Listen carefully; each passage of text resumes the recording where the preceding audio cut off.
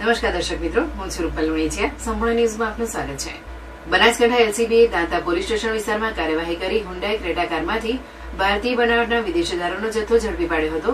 પોલીસે દારૂ અને કાર સહિત ₹10,08,932નો મુદ્દામાં જપ્ત કરીને પ્રોહિબિશન એક્ટ હેઠળ ગુનો નોંધી વધુ તપાસ હાથ ધરી છે. એલસીબીની ટીમે મળેલી બાતમીના આધારે દાંતા તાલુકાના કણબિયા વાસમાંથી કુંડેલ જતા રોડ પરના વળાંક પાસે નાકાબંધી ગોઠવવામાં આવી હતી.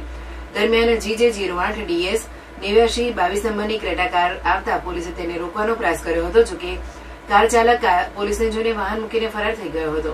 પોલીસે કારની તલાશી લેતા તેમાંથી પાસ પરમિટ વગરની ભારતીય બનાવટની વિદેશી દારૂની કુલ 804 બોટલો અને બિયર મળી આવ્યો હતો. દારૂના જથ્થાની કિંમત ₹2,08,932 આંકવામાં આવી છે. ઉપરાંત ₹8 લાખની ક્રેટા કાર પણ પોલીસે જપ્ત કરી હતી. આમ દારૂ તથા વાહન સહિત કુલ ₹10,08,932નો મુદ્દામાલ જપ્ત કરવામાં આવ્યો છે.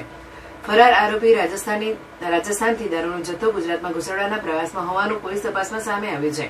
આ મામલે દાંતા પોલીસ સ્ટેશનમાં પ્રોહિબિશન એક્ટ હેઠળ ગુનો નોંધી ફરાર આરોપીની શોધખોળ સહિત વધુ તપાસ હાથ ધરવામાં આવી છે.